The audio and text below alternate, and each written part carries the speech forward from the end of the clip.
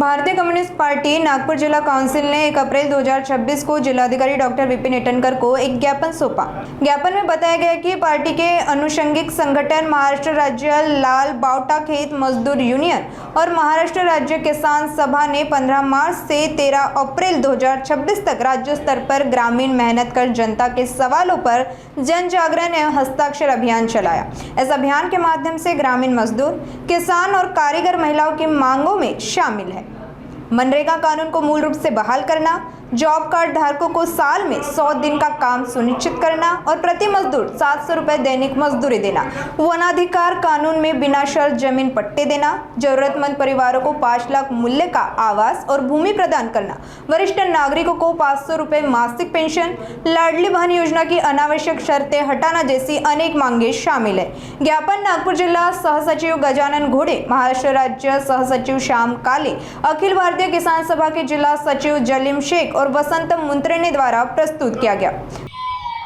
मैं श्याम काले, भारतीय कम्युनिस्ट पार्टी। आज हम लोग देश भर में भारतीय कम्युनिस्ट पार्टी की जो जन संगठनाएं, खास करके किसान सभा और खेत मजदूर यूनियन, इनके तरफ से देश भर में आंदोलन चल रहा है। मुख्य मांग ये है कि जो किसान वन की जमीन कसता है उसको वनाधिकार कायदा 2006 के अंतर्गत जमीन का पट्टा मिलना चाहिए। जो जमीन का पट्टा अब तक जिन्होंने दावे सादर किए उनको नहीं मिला है, वो ये सारे किसान बैठे हैं। दूसरी बात, जो खेती करता है, जो किसान है, उसके पीक जो माल वो उपज करता है उसको एमएसपी कायदे के अंतर्गत किमान मूल्य भाव आधारित सरकार ने देना चाहिए। तीसरी बात, आप सबको मालूम है कि मनरेगा जो कायदा इस देश में था, वो मनरेगा कायदा को बदलकर बीवी रामजी कायदा सरकार ने लाया है। तो मनरेगा कायदा जिसमें किसानों के लिए और गांव के बेरोजगारों के लिए जो रोजगार था वो रोजगार छीना जा रहा है, वो वापस मनरेगा कायदा की अमलबजावनी होनी चाहिए, ये एक मांग है।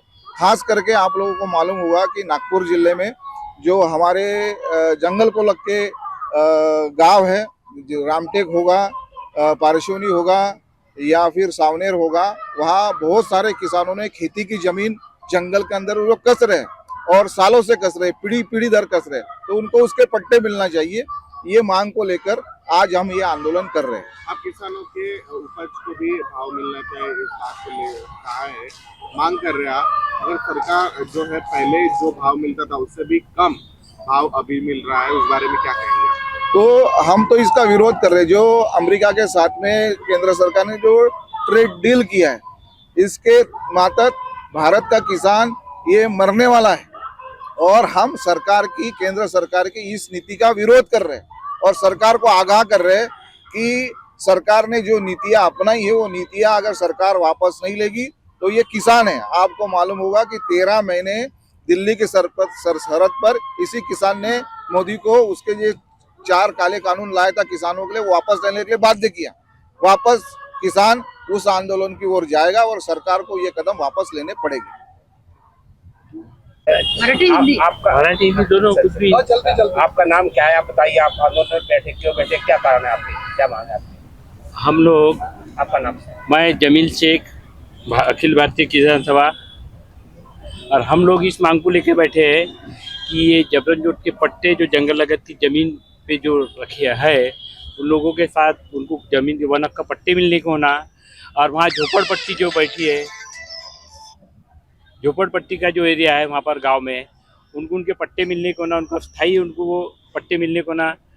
और जो ये किसानों को अभी जो कपास का जो भाव है, ये कपास का भाव हमको 12,000 रुपये कपास का भाव, और धान को जो भाव कम है, सोयाबीन का भाव जो सरकार ने 8,000 रुपये बोली थी और 8,000 ने अभी 4,000 4,500 रुपये, 8,000 रुपये भाव सोयाबीन का भाव होने को ना, कपास का भाव 12,000 रुपये रहने को ना।